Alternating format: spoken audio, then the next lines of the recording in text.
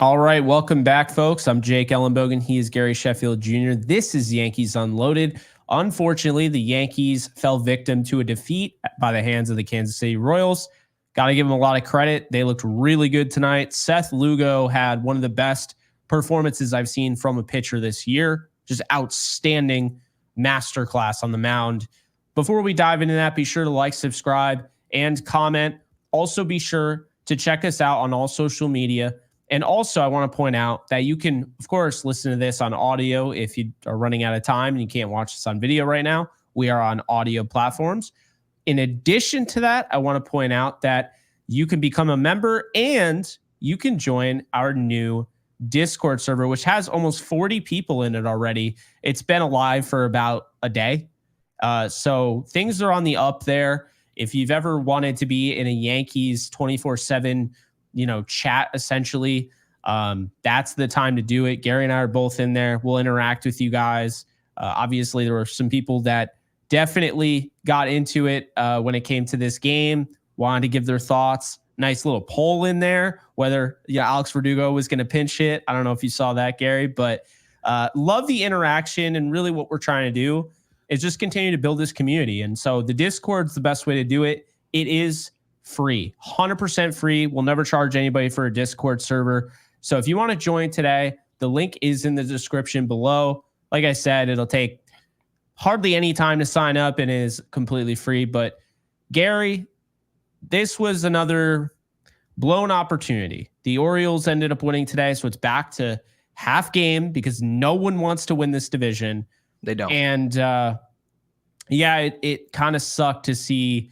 Like Stroman struggled today. The offense only had 3 hits. Gleyber Torres had 2 of them. And Austin Wells had the other one. By the way, he now has the AL Rookie of the Year betting odds.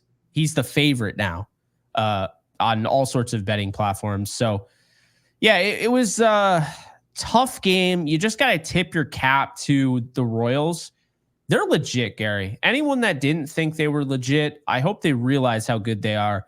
We talked off air and I said just straight up, this team is Seattle if they could hit. And that is a team that can win the World Series.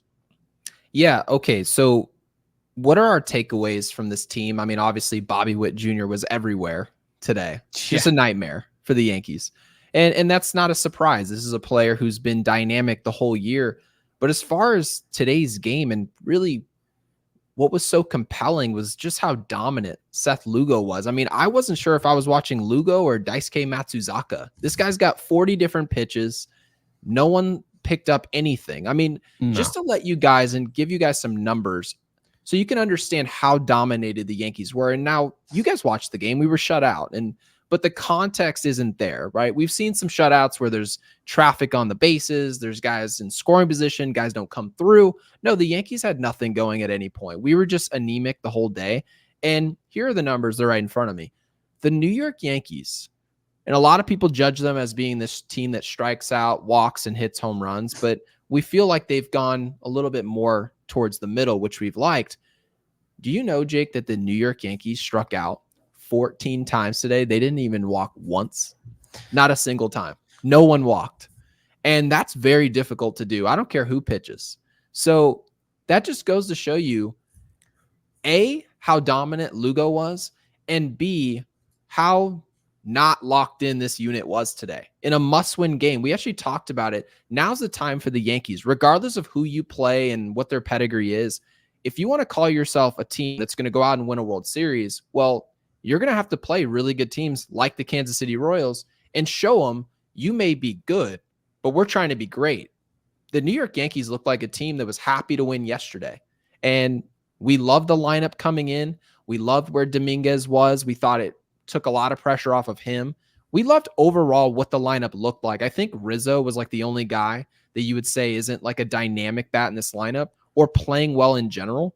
Volpe probably, but Volpe was hitting 9th today. Overall, this lineup was what it should have been. And given that, they looked like a T-ball team today. They looked like one of their dads should have been coaching. That's how it looked. And I'm not trying to be funny about this team because obviously we care about this unit, but how excited we were when we saw the lineup versus the way we felt after the last out of the game, I mean, I felt like we were, I don't know. Did you see of Mice and Men? Did you ever watch the movie based on the book Yes, in I'm high trying to school? remember Do you of Mice remember and when Men. George shoots Lenny? Yes. Yes. Okay. That's the one. Yes. I remember That's how that. I felt in the last out of this game. It's like, just put us out of our misery, and we're causing more problems than we are solving them. So just go ahead and take us out back, Oh, right? man. And that's the way it felt. We were taken out back today. It's unfortunate, but we were the bug on the windshield. We were ugly. It was an ugly baseball game, and there's not much to take away. I know you mentioned Marcus Stroman. You thought he was awful today or just didn't pitch well. And my takeaway is that when you have Marcus Stroman facing off, and this Marcus Stroman's a good 4 starter in the big leagues. He's not anywhere close to an ace. He's nowhere close to a great pitcher anymore at this stage of his career. He's serviceable. Well, when you throw a guy out that you would describe as periodically serviceable, and you run him up against an all-star with an ERA south of 3, this is what you get, right? The results are unfavorable. The Yankees were overmatched today on the mound. It showed in inning number 1. So not much of a surprise what occurred. I was just surprised at how anemic this offense was, despite who they were facing. Yeah, it's weird because looking at Stroman's stat line now, it doesn't look as bad as it felt, but I think it's probably just going up against Lugo. It just felt like a huge task. I mean, yeah, this is a game where they should have had, I mean, obviously your rotation's a rotation. I'm not going to hate on them for it, but this is a game where if you had Heel or you had Cole, might have been a different game. Might have felt, might have saw more inspiring baseball on the offensive side. I just think like, the people need to understand the human element exists. And when Seth Lugo is going up there with his wonky arm motion, right? And he's got 9 pitches, and we're not making that up. Like Gary, obviously embellished with the 40 pitches, just making a joke, but he's actually got 9 pitches. The Yes broadcast brought this up. And it's not like he's the kid in Babe Ruth that's trying to throw a curveball and then it's like, oh, Dad, I also learned how to throw a screwball. And we all hated that kid growing up. No, it's not that kid. He actually has 9 pitches that work. Yeah. Seth Lugo is one of the best pitchers in baseball, bar none, period. And he's been that way all year. So this was not a fluke. This is postseason baseball. We talked about this yesterday. We gave the Yankees a lot of credit. They scored 7 unanswered runs after being down 4-3. Well, we're going to give a lot of credit to the Royals because instead of just mailing it in and saying, oh, well, we lost 10-4, we're at Yankee Stadium, we have no chance. No, they came out today. Tommy Pham hit a home run off of Leiter Jr., who should not be on this team anymore. Just being honest. And this is a team that only needed to win the magic number, get to the magic number of 5 runs. And they won the game. And Lugo pitched an absolute gem. And I honestly think Lugo, with the pitch count and everything, totally understand why they took him out. He had a 3-hit shutout, 10 strikeouts in 7 innings. They weren't hitting Lugo. He could have gone the full game, if I'm being honest with you. Oh yeah, it was just an exercise at that point. He wasn't busting a sweat. The Yankees were no match. I mean, I don't know. It just felt like he was toying with us. And that's just sometimes that occurs. But when you're a team that considers yourself a contender, because there are a lot of people out there who think the Yankees, regardless of what they do, you win 3 games in a row, they pick up a guy via trade who might be a good fit. The Yankees are still the Yankees. So some people are going to have the perception that regardless of how this shakes out, the Yankees aren't going to do anything against the game's best arms, which is who we see in October. You can absolutely describe the Yankees as a team who's faced great pitching over the years, and they've come up short. And that's absolutely true. You cannot debate that. The numbers suggest it. So it's not necessarily an opinion. These are just numbers on a spreadsheet that we're reading. Now, as far as giving Kansas City credit, and I want to do that again here, we're going to move right into A block in terms of what we wanted to discuss today. What is the takeaway? And that is obviously Bobby Witt Jr., the shortstop of the Kansas City Royals. This is a player who was 1 for 5. I mean, he wasn't spectacular today, but he was good with the glove and he drove in a run. He was 1 for 5. Nothing special, but Kansas City wins, right? And the narrative right now, as it stands, is Aaron Judge is falling a little bit flat. He hasn't hit a home run in, I believe, 13 games in a row. And so where we are is, and that's okay. That happens in baseball. Mhm. It's just the timing of when it's happening is what's making this story more compelling. If this happened in the middle of the year, frankly, I don't even think it's worth a mention. But now that we're talking about September 10th and we're in the middle of a pennant race, the timing should matter, right? So Bobby Witt Jr., just full disclosure here, he's not lighting it up in September either. But based on the storyline, Kansas City currently sits in second place in the AL Central. The New York Yankees sit in first place by just a half game now after Baltimore's win. We lose. So now it is Kansas City trying to run down Cleveland, and we have the Yankees trying to outrun and outlast Baltimore. So the question is now, Jake, based on where Aaron Judge's numbers are, does he have enough lead in the American League MVP race to essentially fall flat in September? And then Bobby Witt Jr. gets off to the races in September and leads this Kansas City team to a division. Is there an opportunity? Because we're not trying to make the case for Bobby Witt Jr. We don't want to see that happen. But No. Is there a case for this kid to go win MVP?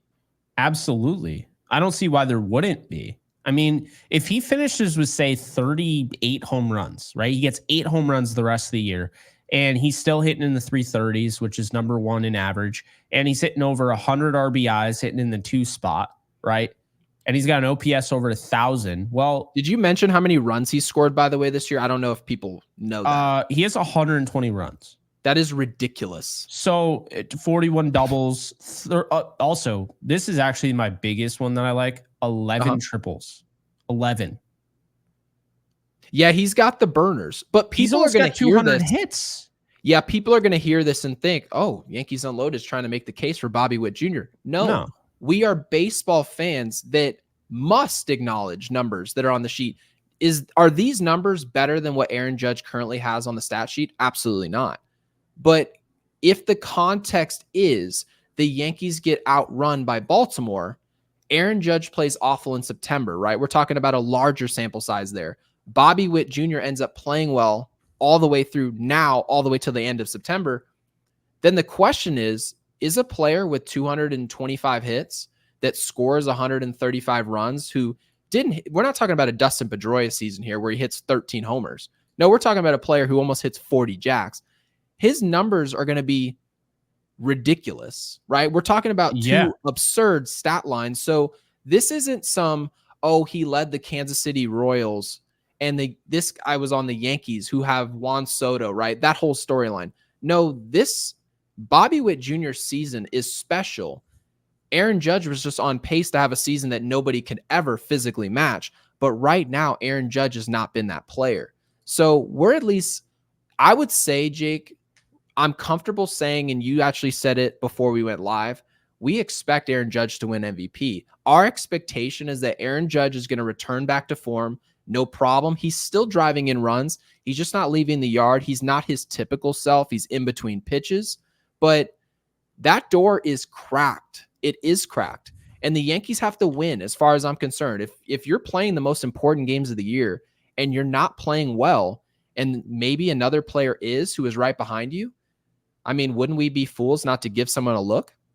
No, I absolutely agree with you. And I mean, also keep this in mind. His defense is, I would say, now getting closer to below average, whereas Bobby Witt Jr. has the glove and he's playing shortstop. Right. And defense in the outfield, unless you're Torrey Hunter or, somebody like that, right? You're not going to get talked about unless you're throwing web gems out there every night, right? Well, at shortstop, you're always talked about. Everything you do is magnified because anything that's done in the infield is talked about. The outfield, unless you rob a home run, it's really not talked about. It's really like sliding grabs, robbing home runs. That's what's talked about. And I mean, we've talked about it off air. And when, there have been times where we wanted to bring it up and we just chose not to because we've had so many things to talk about. But Aaron Judge, I mean, Michael Kay mentioned it, the comment, and now it's like a week or two ago, but I've always had it in our notes just to potentially go back to. Michael Kay commented about the injury. Like, Aaron Judge, the injury factor of having him in center field, like, is it even worth it? And this was a week or two ago. And it's why you and I have constantly said first base, first base, first base. But more importantly, it's really what it comes down to is this. To your point, when Judge is hitting on the level that Judge can hit at, like, no one was matching him. Not even close. But nobody. Now he's hitting below 200 in September in 9 games. Albeit it is 9 baseball games. We're aware. But that is still that's important baseball. And Jake, by the way, can I offer some context? Because I think the conversation is it's more about high leverage versus low leverage, right? Mm-hmm. How you play in May, in June, in July versus what you do in September and October, which is where Yankees are judged, frankly. I mean, I feel like that's a very basic statement that a lot of people understand. We judge Yankees. We were judging Alex Rodriguez, not what he was doing in May, right? We were judging him. What does he do when we can see his breath in October? That's when we're judging Alex Rodriguez. That's why we remember Hideki Matsui. So here are the numbers, right? I'm going to go to Aaron Judge. This is not an opinion. These are numbers on a spreadsheet. No analytics here. Low leverage situations. Aaron Judge this season in 285 at-bats is hitting 344 with 32 home runs. A lot of these home runs are coming in the first inning. Still special. Nobody else in baseball has done that in low leverage situations. Means everything. More than likely means he's going to win MVP, right? That's awesome. Yeah. Medium leverage, he's hitting 307 with 16 homers. Again, special. Do you know what Aaron Judge is hitting in high leverage situations? Obviously, you can see where I'm going with this. He's hitting 238 with 3 home runs, okay? And this is, you would assume, oh, this must be very small sample size. It is in 42 at-bats. So we've drawn conclusions about Giancarlo Stanton not being a good pinch hitter. He's had about 40 to 50 at-bats, and yet we'll look at a player like Aaron Judge take 40-some at-bats in high-leverage situations, not play well, and then say it means nothing. Now, let's use those numbers that I just told you guys. Now let's look at Bobby Witt Jr., right? Most important player in Kansas City by far. So you must think, oh, he must have similar numbers. Wrong. Low leverage situations, hitting 321 with 21 jacks. Medium, 353. He gets much better, hitting 8 homers.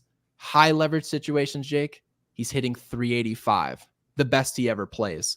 So that right there tells a story that the game's best players, it's not just about what you do in 162 in the macro.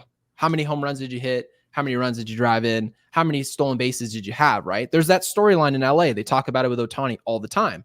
Oh, yeah. But what are your numbers in that smaller sample size when the games are really important and everyone's tense, when everyone's watching?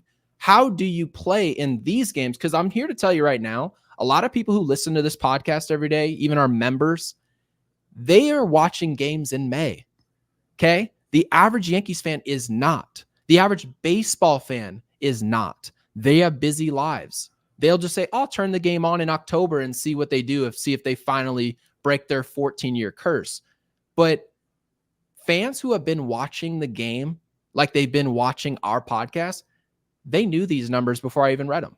Because you know Aaron Judge is not coming through in high leverage situations. You can see how he's playing in September right now. And to be fair, Bobby Witt Jr. isn't playing well in September either. But in his high leverage situations throughout the season, he's playing excellent. So Kansas City has to believe if we run into New York, if we run into Cleveland, we've got a player in our back pocket that we know is going to play well in high leverage. That's something the Yankees don't have. So I'm not here to say Aaron Judge is not going to win the MVP. I would probably bet my last dollar he does based on his counting stats. They are incredible. Mm-hmm. But Bobby Witt Jr. is going to make a run at this, and Aaron Judge has to do something about it. No, I absolutely agree. And I think this is something we've, it's tough, man. When you talk about a guy who's on the level of Aaron Judge, I mean, I dealt with it, covering the Rams with Aaron Donald. I mean, when you have a guy that's that much better than everybody else, and then, you kind of have to bring up the point. I mean, Donald didn't really do anything in the playoff game, his last game of his career. I don't want to say that, but I guess really what I'm trying to say is that, these guys aren't, and it's hard as us because we're trying not to just be critics. We're trying to be analysts, and we're not trying to rip Aaron Judge. We love Aaron Judge. Not at all. But I think there also comes a point where, we can talk about the fact, high leverage for Aaron Judge's career. I mean, his batting average in medium leverage is 301 for his career in 812 opportunities. In 870 games, he has 288, right? So that's 1,700 at-bats in low leverage, 288, 301 in medium leverage. That's 14, almost 1,500 plate appearances. And then 715 plate appearances in high leverage. He's hitting 258. So clearly he doesn't have that clutch gene, at least that we've seen. But this goes back to what we were talking about with A-Rod. I mean, I still always felt like he was a better postseason hitter than given credit for. So I always want to start with that. But with that said, A-Rod changed how people looked at him in the postseason, because what he did is basically put the noise aside, and he was very important to the 2009 World Series. And it just goes back to what we were saying. Aaron Judge just needs to put all that stuff aside, play ball, get out there, start hitting home runs again in September, and people are going to really just turn a blind eye to this. And especially in October, if he's hitting in October, and you already have guys like Gleyber Torres who have hit in October going back to when he was 22, and Giancarlo Stanton. And now you start to see, Jazz Chisholm is actually a much better hitter in high leverage as well. So there's some pieces there. I know it's a 5-0 game. There's not a lot of good to take away from it. But if you want to take anything away from this show, just know that they can right this ship. This is a good baseball team. You can get dog walked by a good baseball team. Hell, you can get dog walked by a horrible baseball team. We've proven that. Yeah, that happened. But I guess really what I'm trying to say is that when it comes to Aaron Judge, I think it's okay to be concerned. I do. I think it's totally fair because he's not proven that he can work in October. And right now, this is kind of the rev up process in September. So you want to see better at bats, but I think it's only a matter of time, and maybe it happens tomorrow. You got a guy who's fishing for strikeouts. He has over 200 for the Royals. We brought that up the last episode. Somebody that really likes to strike guys out. I think they're susceptible to giving up the long ball. I'm just being honest. You're going to pitch a lot more. You're going to throw a lot more pitches. Your pitch count's going to get higher. And that's kind of how I look at it. So, tomorrow they have Cole Reagans on the mound. This guy has 204 strikeouts. Okay. He's 26 years old. I give all the credit in the world to the Royals. I can't stress it enough. They don't have $300 million payroll. They don't. But what they've done in a short amount of time, because, it's been a little bit since they won the World Series, right? It has. It's been a while. But Reagans, Lugo, Singer, that 1-2-3 punch, I mean, that's like Seattle-esque. And what do you always say when we talk about the Mariners? They don't have offense. So what we're seeing here, it's only, I hate to go this route. What doesn't kill you does make you stronger. I know it's a very overused term, but I think it's a real one. And I think when you look at going up against Kansas City, I'll tell you this right now. Baltimore isn't getting anything out of that series with Boston. If they win, they're supposed to win. If they lose, yikes. The Yankees losing to Kansas City, they're learning. Kansas City, I'll actually go as far as to say, I mean, MJ Melendez isn't very good. But I'll go as far as to say this, because you mentioned at the beginning of the year. I really do, when I said that the Royals can win the World Series, absolutely. I'm starting to wonder, and I understand the pedigree is there with the Astros. I'm starting to wonder if Kansas City is the scariest team going into the postseason. Well, I mean, everybody says starting pitching is the most important thing. Well, yeah, they got their 3 starters. Kansas City short on starting pitching? Nope. Are we talking about the Kansas City Royals, or are we talking about the 2010 Giants? Again, the 2010 Giants, they weren't a team that everybody was circling going into the postseason. Nobody was doing that. Everybody was looking at the Detroit Tigers. You had Anibal Sanchez. You had Scherzer. You had Verlander. Miguel Cabrera is part of that series. Victor Martinez, right? They had it all. Everybody. And you go out there, and long and behold, it's like some of these guys are just grinded out at bats. They don't strike out. You got Salvi Perez, who's going to essentially control the game in the postseason. He's not the same catcher he was in the postseason, but those type of veteran guys, they just have a knack for controlling series. It's a small sample size. And when guys show up locked in, there are certain teams you want to run into, like the Twins, for example. I'm not afraid of Minnesota. No one's afraid of them. I mean, they're still a big league team. They can beat anybody. Great. But reality is those are teams that you run into and you say, okay, you've got talent. We're going to find a way to deal with it. But then there are teams like this that you might run into the postseason and you feel like, okay, if Rodon doesn't have it going, if they show up in a series and you see Lugo against Carlos Rodon, how comfortable are the Yankees feeling? The Yankees are the team with pressure, not Kansas City. So you have to remember when we come into these series, we're the guys with pressure. We're the ones that have 350 people watching a live podcast. The Royals don't have a damn podcast. They don't have anyone paying attention to a podcast. They don't know what someone did in May, that they were ice cold. They don't care. They're not going to think about Bobby Witt Jr.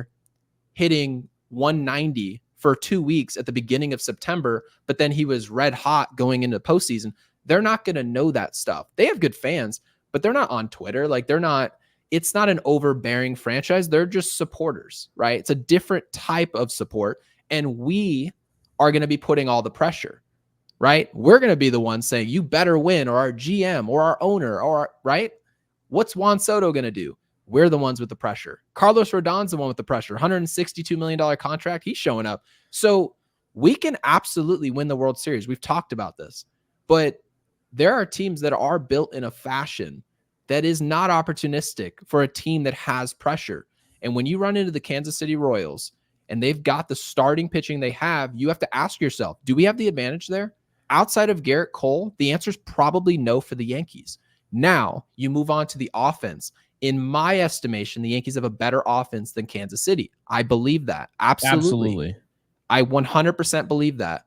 But again, you need your players who played well all year to play at a high level in high leverage situations. We just told you guys in the macro, over a large sample size, the New York Yankees' best player on their roster predominantly plays small in high leverage situations. So Kansas City knows, okay, we've got better pitching than them and they have better hitting than us, but their best hitter doesn't play well in this type of series. So they come in believing that that's going to happen until it doesn't. So that's the way this team feels. I don't want to play Kansas City. That's my takeaway on it. I do not want to play this team. I don't. No. You know what? When you started talking about Lugo, do you know who I first thought of? Who'd you think of? Dallas Keuchel. That's why I acted like that. Really? I was like, good God. If they see Lugo, I'm just chalking up as a loss, because they gave me nothing to think that they could even beat this guy. I mean, Lugo is him. Like I'm really impressed after today. I mean, he's not going to win the AL, the Cy Young, and the reason, let me be honest here, the reason behind that is because Skubal is he's fantastic, but he's very good. But Lugo is going to be in that conversation, and I also want to bring up Michael Wacha is kind of just the guy that's not really talked about because he's been in the league for a while. He's given him 151 innings, Gary. He has a 3.34 ERA. So they got 4 guys that they feel good about, like legitimately good about. The 3 guys, though, Lugo, Reagans, and Singer, I mean, it's not Seattle. I totally understand. Seattle has 5 of they have 5 Seth Lugo level guys. But yet their 5-starter probably could play left field for them. Yeah, exactly. They have no offense. And Kansas City doesn't have a great offense. I want to make that clear because I don't want to So like Melendez has a negative WAR, for instance. Right. Pasquantino, I think he's hurt because he wasn't in the lineup today. But Vinny Pasquantino I mean, he has 97 RBIs on the year. Okay. You have him, you have Salvi Perez, Garcia, right? But Witt Jr., to me, the combination of Witt Jr., Perez, and Pasquantino, that's a really good tandem there. So he fractured his right thumb. Pasquantino did. He'll be good. He'll be back for the postseason. People are going to listen to this podcast and be like, geez, the Yankees have no chance to win a World Series, which, by the way, guys, that's not what we're getting at. That's not what we're getting at. But you have to remember, the Yankees are still going to be favorites coming into this series, okay? Yeah. Now, that's obviously going to be largely predicated on how they finish the season. If they wet the bed and just have a collapse, which the Yankees have shown they can do, well, then, yeah, that changes things in October. But if the Yankees finish strong, which is they absolutely have the capability to do, well, now they're hosting games in October. And again, guys, when you win a World Series, you are going to play teams throughout your run that are objectively better than you on paper at something, whether it be starting pitching, whether it be we play Cleveland with the Guardians and they have better bullpen, they have a way better closer. I mean, obviously, right? Or you play the Arizona Diamondbacks and they turn around and say in the World Series, well, statistically, we have a better offense than you have, right? So there are all types of matchups that are not opportunistic for this team. But again, guys, there is no great team. There is no well-rounded team. We just mentioned to you the Mariners. They have the best rotation in baseball. They can't hit a lick. I think Jake and I could play left and right field. They stink. Okay? They're not good. So we're mentioning to you guys the strengths of each organization, and we just played a team where their strength was illustrated to the highest level. You saw what it can do to really good hitters. Juan Soto and Aaron Judge look like pony leaguers today. They were not competitive at bats. They were awful. And rightfully so. When you have a guy who could throw 9 pitches and he doesn't just spin them like a little leaguer, like you mentioned. No, he locates these pitches. He's got the highest RPM curveball, not in the division or right. No, in Major League Baseball. This guy is nasty. So yeah, I don't want to see this team at all. And then we can leave it alone. But I'll tell you one player who is not nasty is Mark Leiter Jr., which I know you wanted to talk about it. But do you want to talk about something before this? Yes, I actually want to bring up something because this I want to put this all together, right? Wrap a bow on it. You might not even understand what I'm about to say, and a lot of people might have already forgotten this. And if you blocked it out of your memory, totally understand. The Yankees played the Royals last year in October. It was the last game of the year. It was kind of funny to go back and look. I had this pulled up.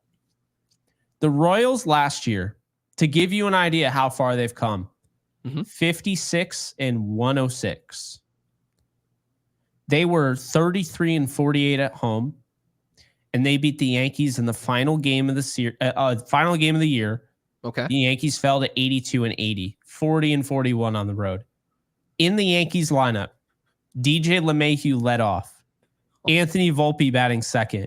Austin Wells was batting third. He went 3 for 4. Kyle Higashioka was hitting cleanup. Oh, my God. Isaiah Kiner-Falefa batting fifth. Oswaldo Cabrera batting sixth. Oswald Peraza batting seventh. Everson Pereira batting eighth. And Estevan Florial batting ninth. Everyone who pitched in this game is gone. Michael King started the game. He got blown up in 4 innings. Perfect.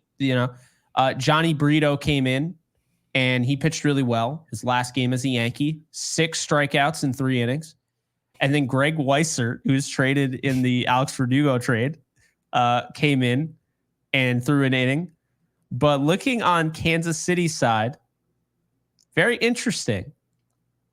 It's almost the same exact lineup. Isn't that funny? Isn't that what Alex Rodriguez actually said what was so special about the 09 team? It's almost the same exact lineup as what we're seeing right now. I mean, interesting. Obviously, is it the same exact lineup? I mean, there's some things that are off. Prado is not in the lineup, right? Pham was not on the Royals. But like Garcia, I think he's hurt right now. No, he pinch hit today, so I don't know if they gave him a day. But Pham pickup, by the way, was just spectacular. This dude, Tommy Pham, is the biggest finesser ever. First of all, you know what's so funny about Tommy Pham? I don't know if people can tell kind They of the were way I'm digging in on the this. White Sox in the broadcast. They're like, I would have. He's like, I'm out of there. Like, dude, so here's the thing about Tommy Pham. He's too good of a player for a lot of these teams who are trying to lose games so they can get draft picks. And then a lot of the teams who are already winners didn't have spots for him. So Tommy Pham ends up on some dookie team every year. He ends up on a bad baseball team. And then he goes and plays for that team, rakes all year. And then all of a sudden, some contender that nobody expected to win, the Kansas City Royals, and now they go make a move. Now you just bring in Tommy Pham and he gets to play for a contender. It's like almost unfair how this happens. Yeah. So, no, I mean, good for him. I hear you. And before we get into Mark Leiter Jr., last thing I'll say, do you know who got the win for the Royals? Hold on. Who got the win? Was it like Seth Lugo out the bullpen? No, it was Zach Greinke. He got his happy ending. He got to beat a team.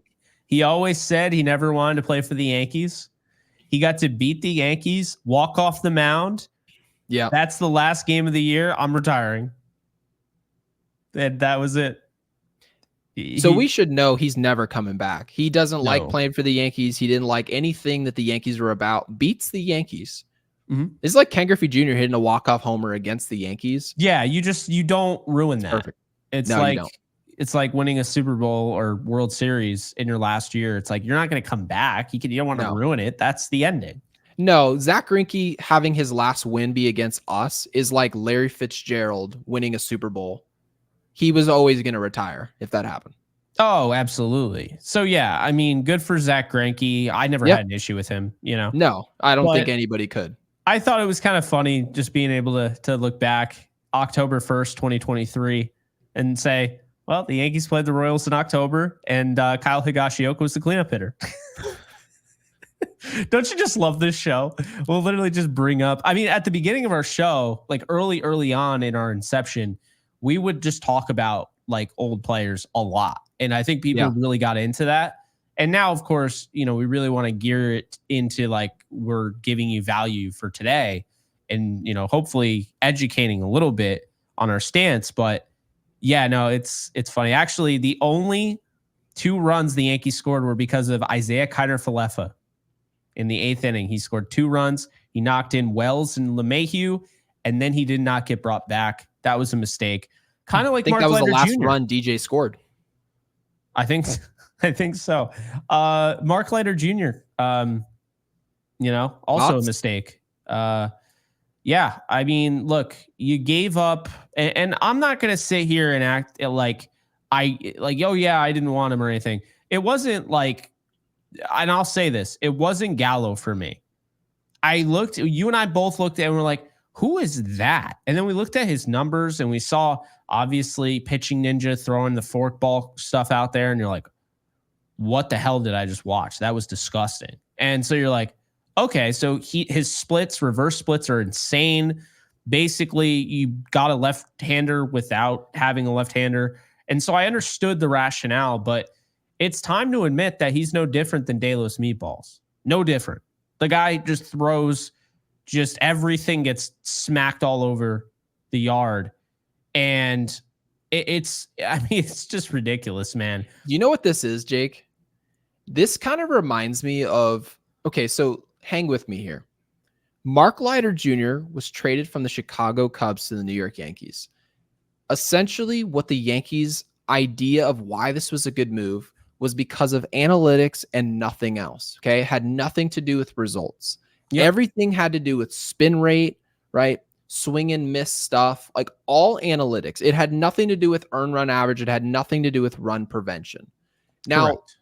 Essentially, Mark Leiter Jr. being brought to this team and not having to have good results before you pick him up, it's kind of like watching AAU basketball in the youth and just watching someone post on Instagram some windmill dunk over and over and over again. Oh and long behold, when you go turn on a Duke game or you go turn on Kentucky and the college March Madness, and you don't see any of those players that did those amazing dunks in AAU basketball, it's because it's almost like that stuff doesn't matter as much as you thought it did, right? The windmill dunking doesn't really translate to winning. It just doesn't. You mean that mixtape with the cool rap music over it that doesn't translate at all?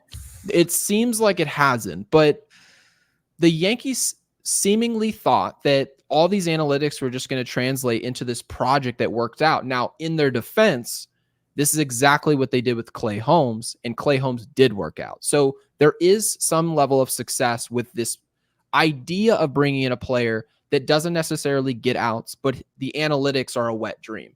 That's what this player was. Mark Leiter Jr. now is a 33-year-old that cannot miss a barrel of a bat. This is not an opinion. If you turn on the Yankees, I know you text me some stats that he essentially gives up a run every time he pitches. Well, how am I supposed to turn on a game, have the Yankees bring him in low leverage situations, and then that night I'm supposed to pop up on a podcast and talk to 10,000 people on our show and say, hey guys, you should feel confident about Mark Leiter Jr. Why? Because he's thrown 52 innings and struck out 75. Does anybody, raise of hands, do you guys give a two rips that Mark Leiter Jr. strikes out well over a batter an inning when he can't get anybody out? Does that excite you guys? Because I don't care. By the way, this makes us more informed as audience and fans and analysts, because we're realizing Mark Leiter Jr. had 2 strikeouts, right? In 1 2/3 innings. How many times has he done this? After the damage is done, he'll strike out the side or whatever. It's like, you've already given up 4 runs.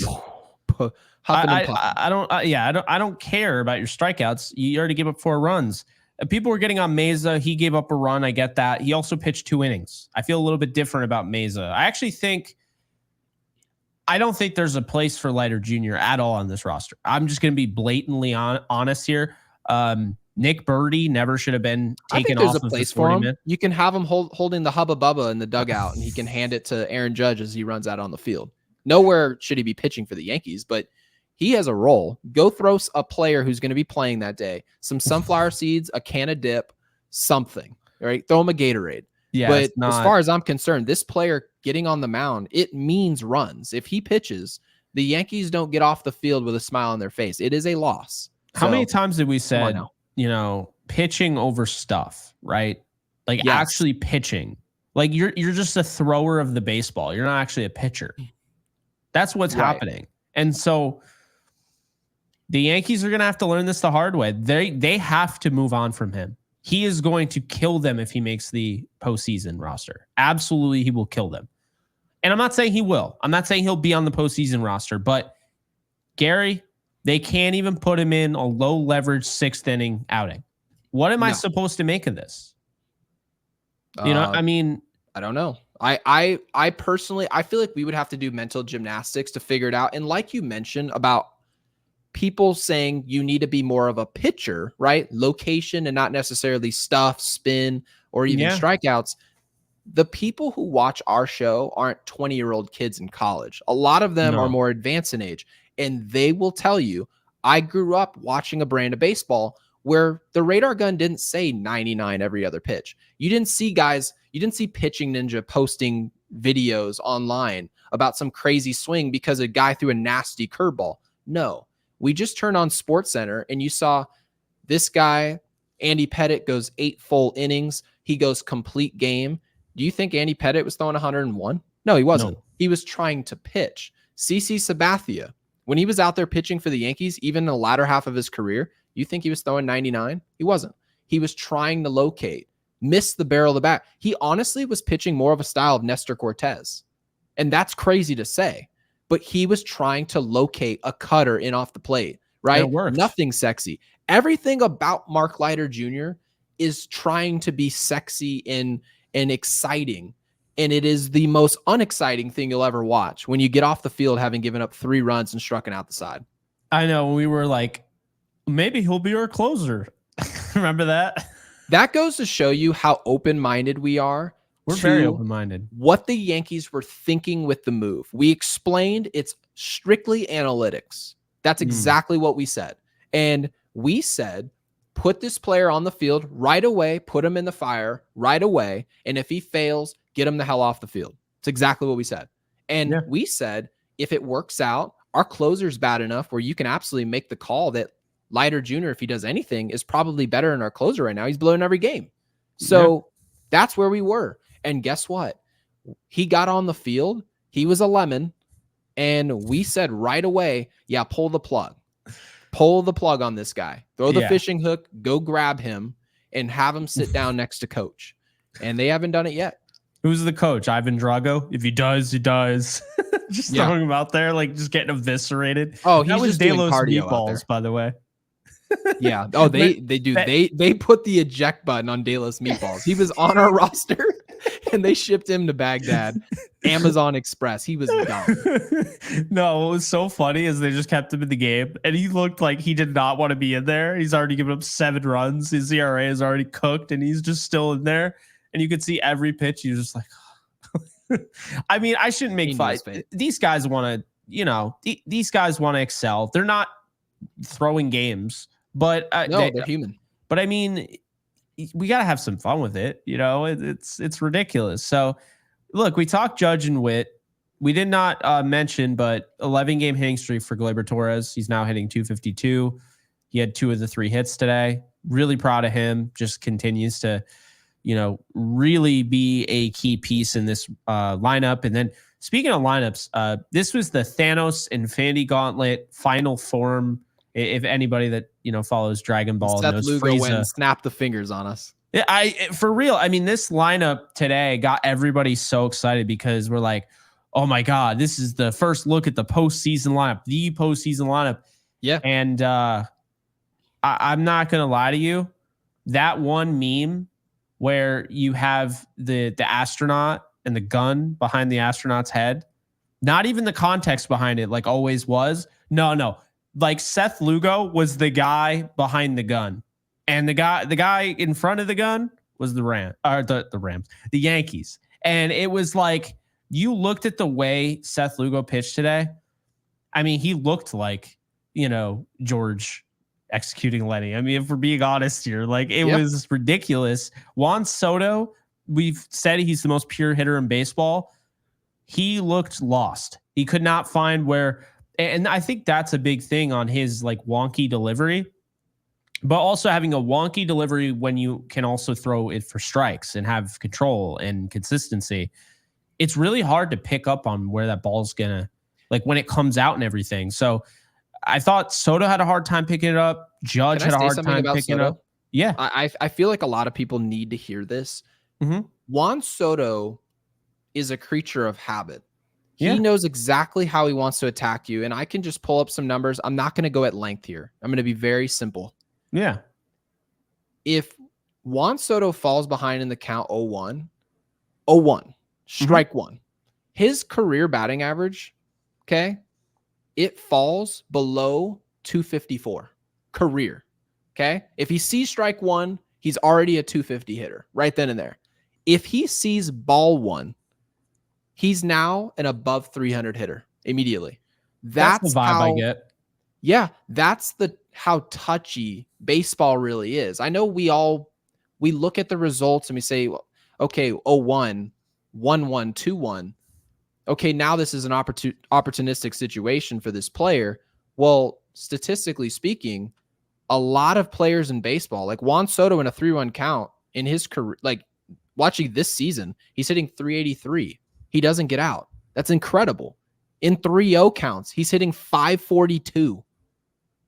542. That's a video game. So it just kind of goes to show you, when you're behind in counts, and you've got a guy like Seth Lugo on the mound who's got 9 pitches, he can go every which way.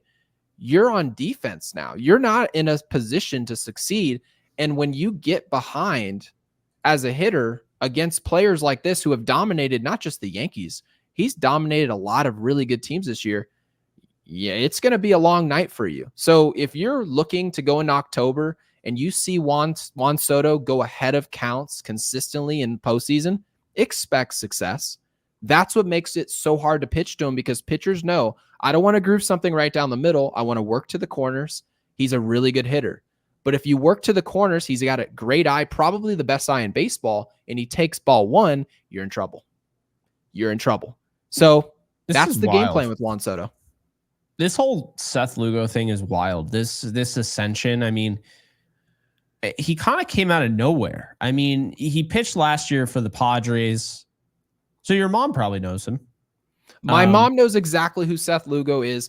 Seth Lugo's a player who didn't get a big contract because a lot of people bit back on the fact, same way they did with Hicks in St. Louis. They didn't want to give him that contract to be a starting pitcher. So what happened? Kansas City said, we'll give you this contract. You come start games for us.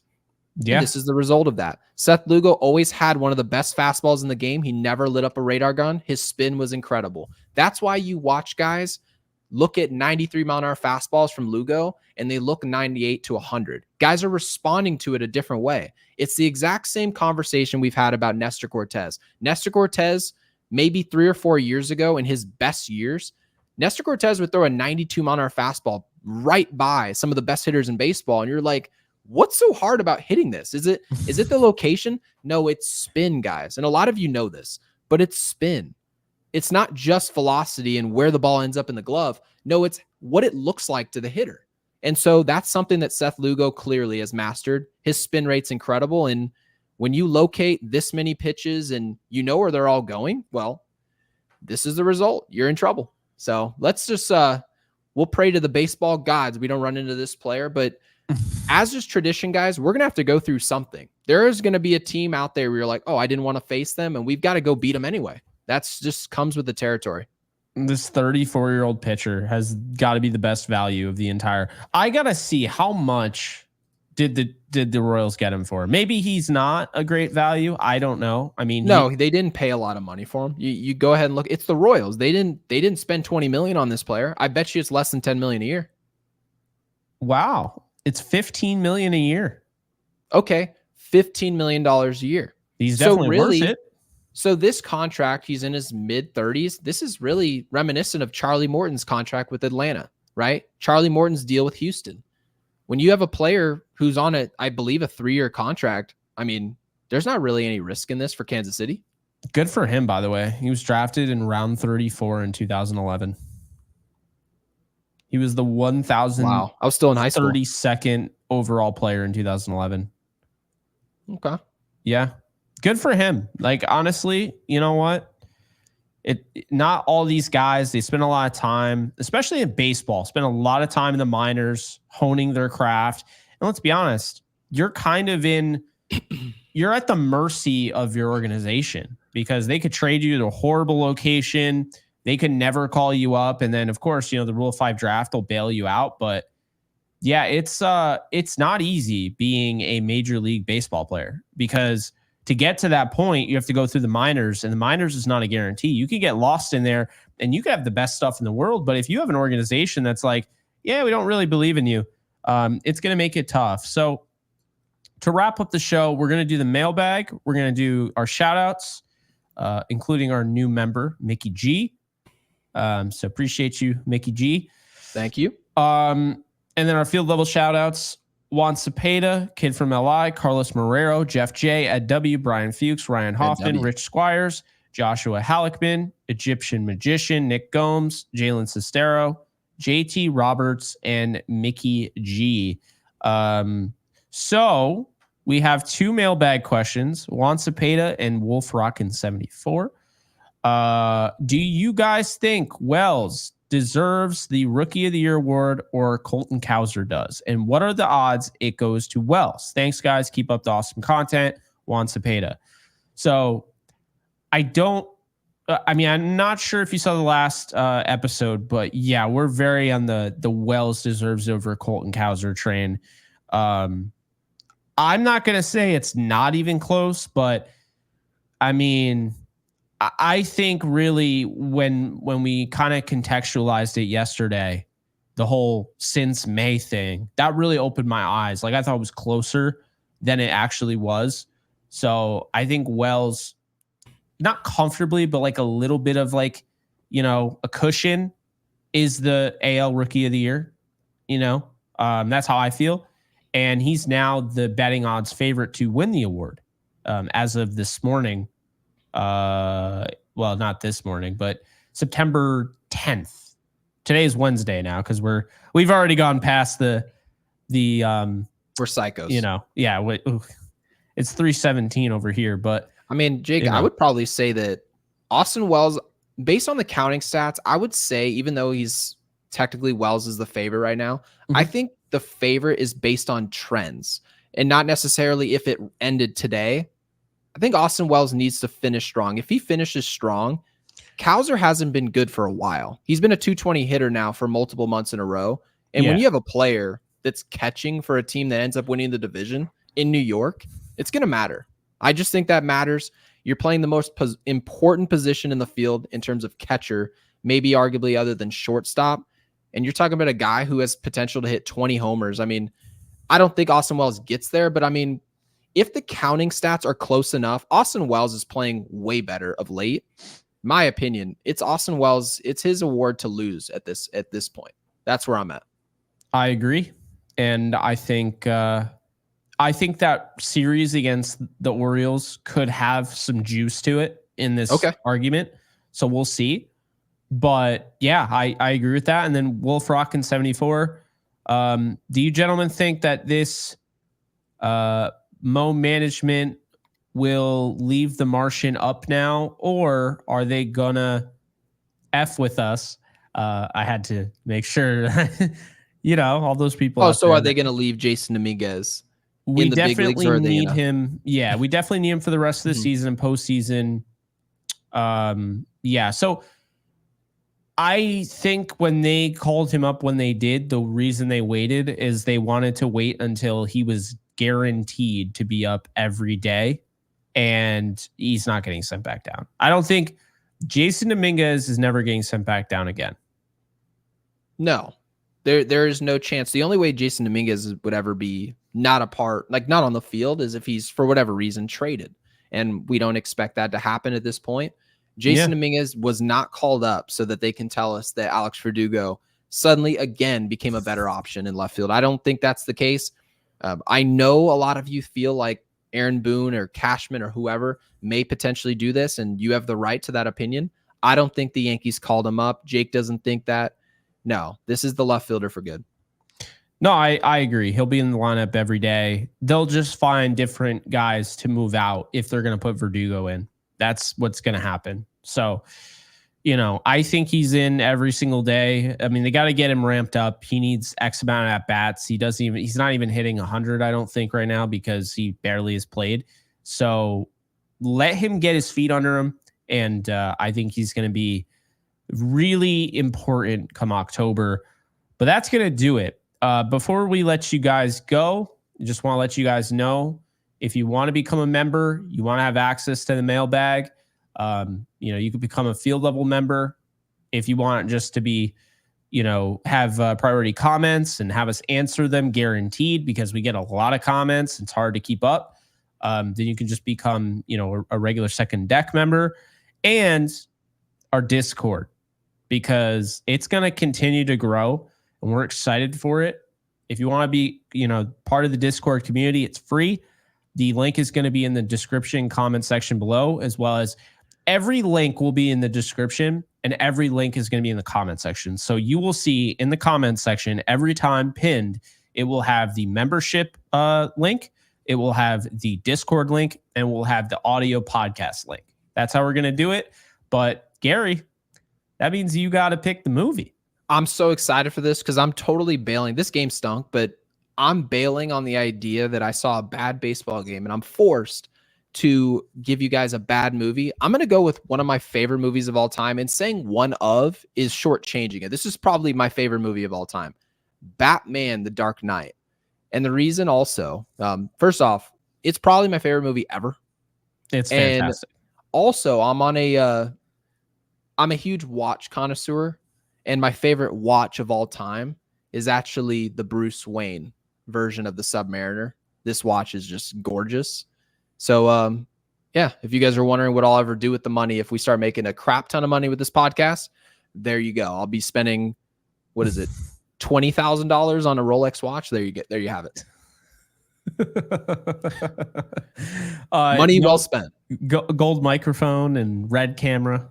Well, we found out the gold microphone, technically, I mean, this is the best mic that money can buy. And I think we'd be shortchanging our audience to take a step back just for a pizzazz. But a nice Rolex watch would look great during this podcast. I mean, I can't lie to you guys. I mean, we could get like gold paint and I guess paint this thing. I don't know how well it would look. We would look like two jabronis.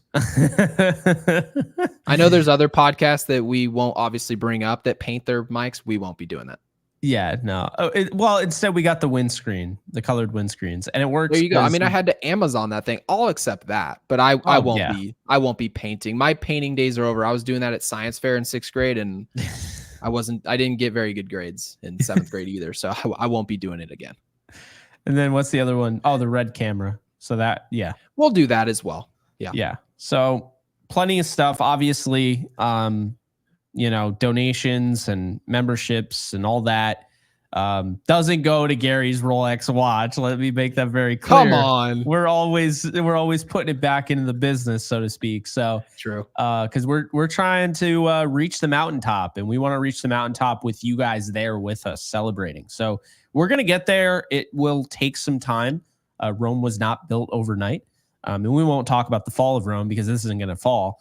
So, I don't know how long Rome took to build, but it wasn't overnight. I went to Rome this year, and it was one of the best experiences. Yes, I went to Rome. Did they tell you? Yeah, I know.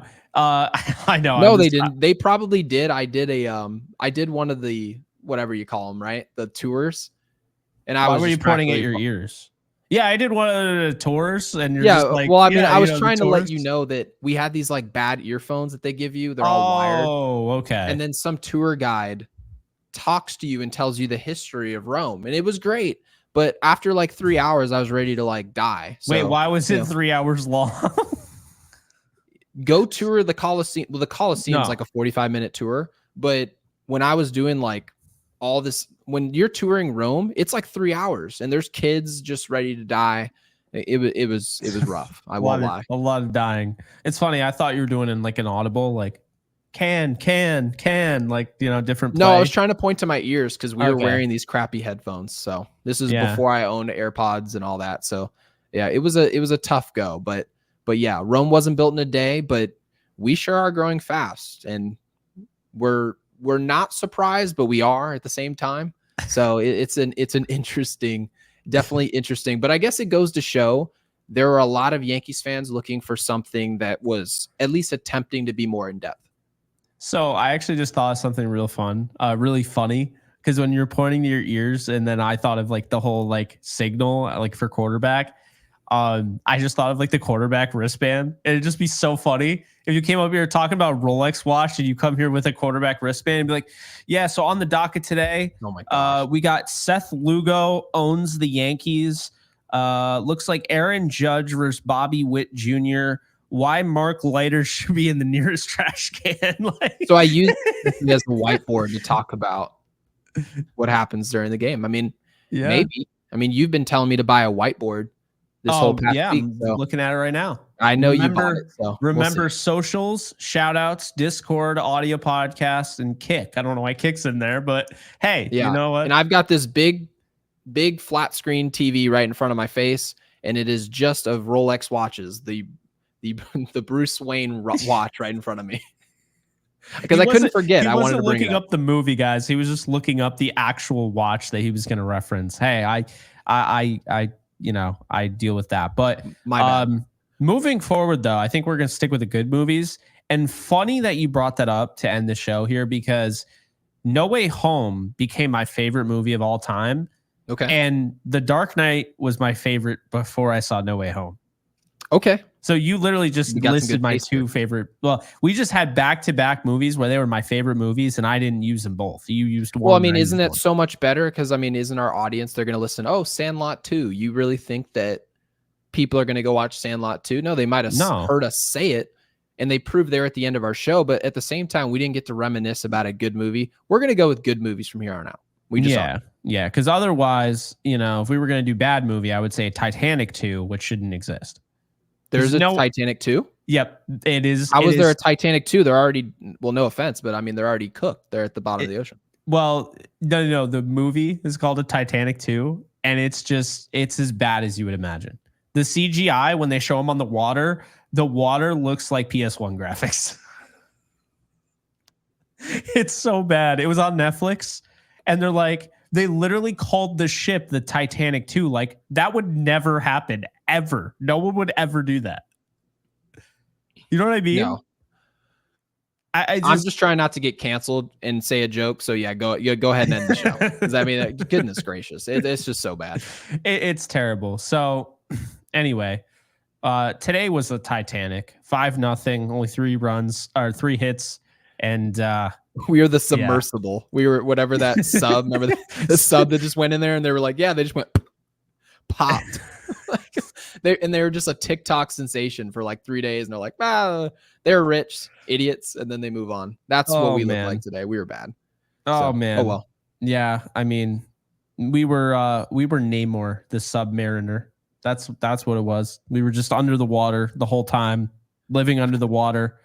And Seth Lugo was shooting out harpoons trying to catch us, and he embarrassed us. A lot of this Colin Coward stuff that we're doing here, but we love our analogies. Appreciate you guys for real. Always fun doing the show. Always fun talking with you guys. Check out the Discord. Drop Batman: The Dark Knight in the comment section below to let us know that you watched it all the way through. And we'll see you guys in the next Yankees Unloaded episode. And like this video.